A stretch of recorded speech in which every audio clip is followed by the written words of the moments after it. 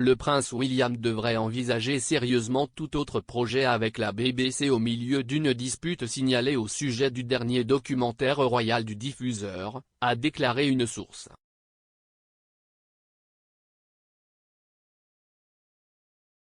La décision de William d'interdire à la BBC de diffuser sur ses chaînes un prochain concert caritatif de chants de Noël impliquant la duchesse de Cambridge pourrait être la pointe de l'iceberg dans ce qui semble être une dispute majeure avec le BIB. Une source a affirmé que le duc de Cambridge devrait envisager sérieusement tout autre projet après que BBC 2 ait diffusé la première partie du documentaire en 2 épisodes The Prince and the Press.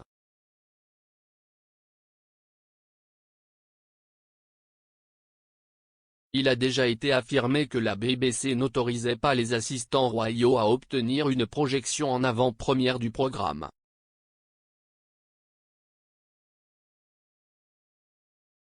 Au contraire, le diffuseur aurait offert au palais un droit de réponse en décrivant dans une note une série de revendications présentes dans le documentaire.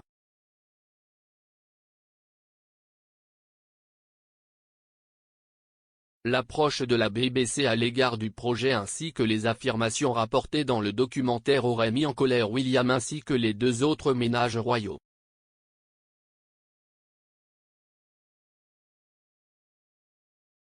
À la fin du premier épisode du documentaire, diffusé lundi soir, la BBC a diffusé une rare déclaration conjointe fournie par Kensington Palace, Buckingham Palace et Clarence House.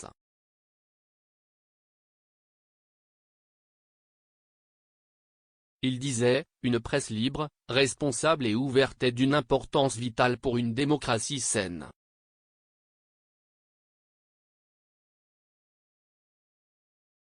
Quelques jours après la diffusion du premier épisode du documentaire, la famille royale reste unie dans sa réponse à la BBC, selon une source.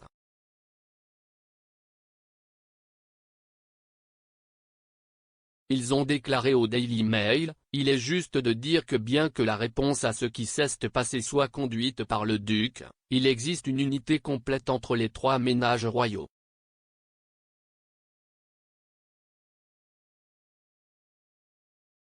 Vous ne pouviez vraiment pas mettre un papier à cigarette entre eux.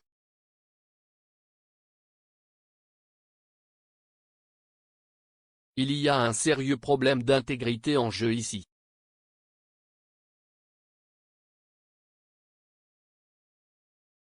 Une autre source, décrite par le Mail comme un ami, a affirmé que le prince William restait meurtri par le scandale Martin Bashir.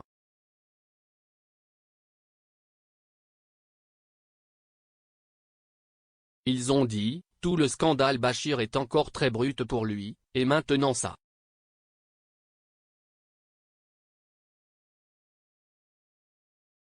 Express.co.uk a contacté Kensington Palace pour commentaire.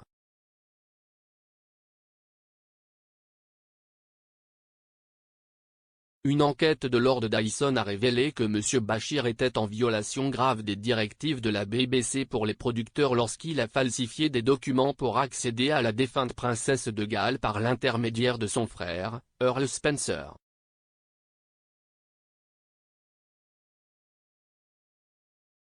L'enquête a déclaré que le journaliste avait obtenu son entretien explosif Panorama en 1995 avec la princesse Diana par le biais d'un comportement trompeur, que le diffuseur n'a pas complètement découvert lors de son enquête interne.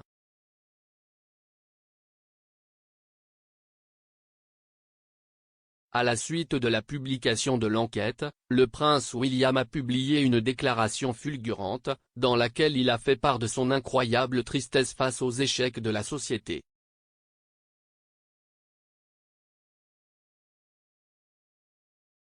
Le correspondant royal du diffuseur, Nicolas Witchell, a évoqué une irritation au sein de la firme aux dépens de la BBC.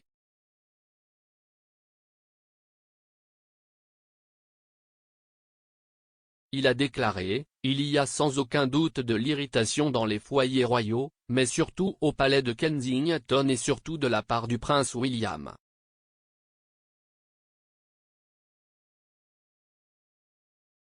nous devons nous rappeler qu'il se sent toujours très lésé par la BBC à cause de l'interview de Panorama avec sa mère, la princesse Diana.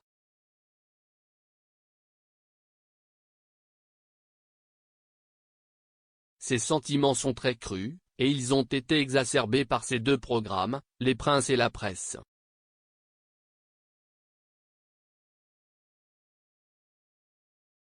Le premier épisode de The Prince and the Press a été diffusé lundi soir et a détaillé la couverture médiatique du prince William, du prince Harry et de leurs partenaires entre 2012 et 2018.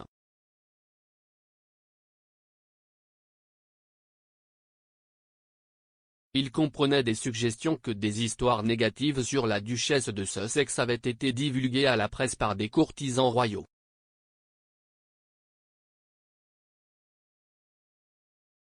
De plus, il contenait des revendications de compétitivité au sein des ménages royaux.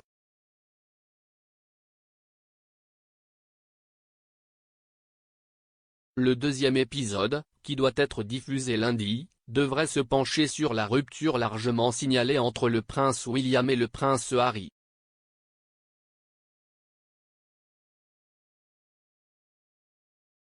Plus tôt cette semaine, la BBC a déclaré que le documentaire portait sur la façon dont le journalisme royal est fait et présente une gamme de journalistes de l'industrie de la radiodiffusion et de la presse.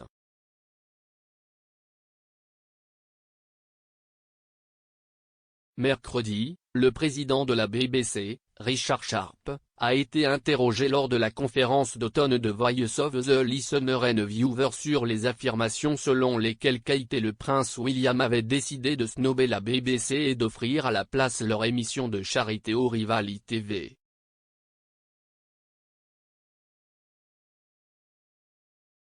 Il a déclaré, « La BBC est une institution nationale et nous abordons nos relations avec les autres institutions nationales avec beaucoup de soin et de réflexion. »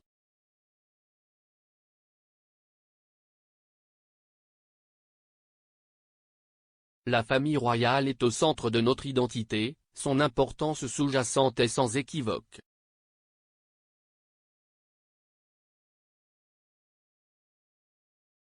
Nous avons un immense respect pour tous les aspects de la famille royale dans ce qu'ils entreprennent et font.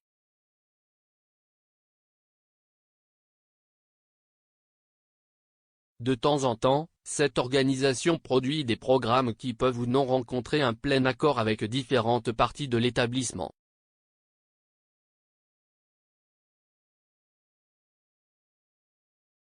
Notre travail est de bien faire les choses, d'être indépendant, d'être respectueux.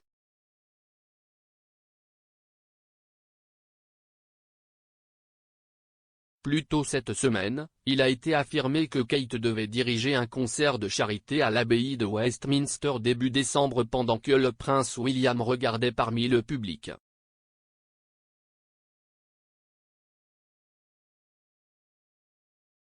L'émission unique était tout arrangée pour être sur BBC 1, a affirmé une source, mais elle serait désormais diffusée par ITV.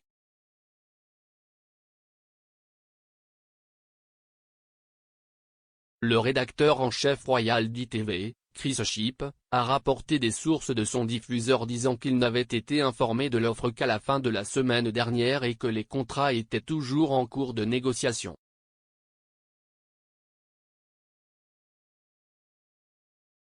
Une source d'ITV a déclaré à propos de la commission tardive, « Il était inhabituel qu'elle nous parvienne si tard. »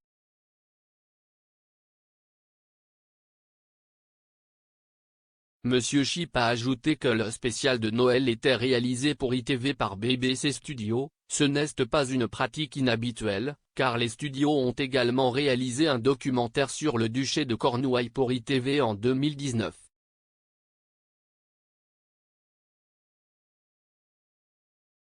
Le prince William a collaboré avec la BBC pas plus tard qu'en octobre, lorsque le diffuseur a diffusé une émission spéciale de 5 épisodes axée sur le prix Earthshot et sa toute première cérémonie de remise de prix.